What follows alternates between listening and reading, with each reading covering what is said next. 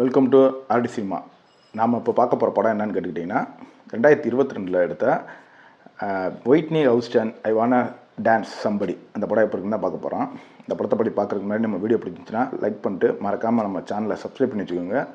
உங்கள் ஃப்ரெண்ட்ஸுக்கு நம்ம வீடியோவை ஷேர் பண்ணி விடுங்க. இப்போ இந்த படத்தோட ஸ்டோரி எடுத்துக்கிட்டிங்கன்னா ஒயிட்னி ஹவுஸ்டன்ட்டு 1983 ஒரு பாப்புலரான சிங்கர் இருக்காங்க. அவங்களோட வாழ்க்கை வரலாறு தான் இந்த படம். அவங்கள எப்படி ஒரு சர்ச்சில் பாடகராக இருந்து அவங்களுக்கு ஒரு கட்டத்தில் ஒரு வாய்ப்பு கிடச்சி அந்த வாய்ப்புனால அவங்களோட லைஃப்பில் எப்படி மாறுச்சு, அவங்களோட ஃப்ரெண்ட்ஸு இவங்கெல்லாம் எப்படி அவங்க நிராகரித்து மறுபடியும் எப்படி இதாகி ஒரு ஃபேமிலியை கொண்டு போய் இவங்களோட வாழ்க்கை வரலாறு எப்படி முன்னேறி போச்சு, எப்படி ஒரு ஃபேமஸான பாடகரானாங்க அப்படின்னு சொல்கிறது தான் இந்த படத்தோட கதை. உண்மையிலேங்க படத்தில் இது ஒரு மியூசிக்கல் ட்ராமா தான். படத்தில் ஒரு ஏகப்பட்ட சாங்ஸ் வரும். ஆனால் படம் வந்து உங்களுக்கு ஒரிஜினல் 5.1 இருக்கிறதுனால நீங்கள் நல்ல ஒரு ஹோம் தியேட்டரில் அந்த படத்தை பார்த்தீங்கன்னா உண்மையிலே அதை ஃபீல் பண்ணுவீங்க. ஏன்னா அந்த படத்தில் வர மியூசிக்ஸாக இருக்கட்டும், சின்ன சின்ன மியூசிக்ஸு, அந்த பாட்டு பாடும்போது அவங்க வாய்ஸ் கிளாரிட்டி செம்மையாக இருக்குங்க. உண்மையிலே இந்த படத்தை மிஸ் பண்ணாமல் பாருங்கள். ஏன்னா படத்தில் நிறையா இடத்துல ப்ளஸ் பாயிண்ட்ஸ் நிறையா இருக்குது. படத்தில் அவங்க நடித்த ஒயிட்னி ஹவுஸ்டன் நடித்த அந்த ஃபீமேல் லீட் இருக்காங்களா, அவங்க உண்மையிலே பெர்ஃபார்மன்ஸ் சூப்பராக பண்ணியிருக்காங்க.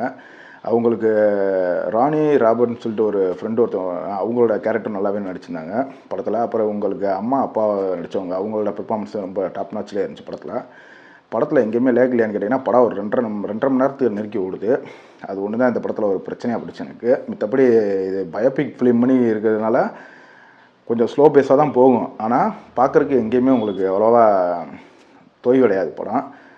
என்னங்க மியூசிக்கு அப்படி இருக்குங்க. ஒரு நல்ல ஹோம் தியேட்டரில் வச்சு இந்த படத்தை பாருங்கள். உண்மையிலே பாட்டு, மியூசிக்கு, அந்த எக்கோ இதெல்லாம் நல்லா மைன்யூட்டாக செம்மையாக இருக்குங்க பார்க்குறதுக்கு. படத்தை முடித்த விதமும் நல்லா இருந்துச்சு. இதில் இன்னொன்று அவங்க கடைசியில் எங்கெங்கே பாடினாங்க இதெல்லாம் அந்த அந்த என்ன சொல்கிறது எப்படின்னா அவங்க அந்த பெர்ஃபார்ம் பண்ண அந்த இதெல்லாம் இருக்குல்ல, சோர்ஸ்லாம் இருக்குல்ல, அதோட காப்பியெல்லாம் கிளைமேக்ஸில் எண்ட் கிரெடிட்ஸில் போடுறாங்க. மைக்கேல் ஜாக்சன் கூட இருந்து பாடியிருக்காங்க. இன்னும் நிறையா இது பார்க்குறதுக்கு ரொம்ப நல்லாவே இருந்துச்சு இந்த படத்தில். ஐஎம்டியில் இந்த படத்துக்கு 6.6 ரேட்டிங் வரை கொடுத்துருக்காங்க. உண்மையிலே அதுக்கு ஒருத்தான படம் தான் இது. கண்டிப்பாக இப்போ தமிழ் டப்பிங்லேயே அமேசான் பிரைமில் அவைலபிள் இருக்குது. மிஸ் பண்ணாமல் ட்ரை பண்ணி பாருங்கள். வீடியோ பிடிச்சிருந்துச்சுன்னா நம்ம வீடியோ லைக் பண்ணி சப்ஸ்கிரைப் பண்ணி வச்சுக்கோங்க. இன்னொரு வீடியோ சந்திப்போம். Thank you friends.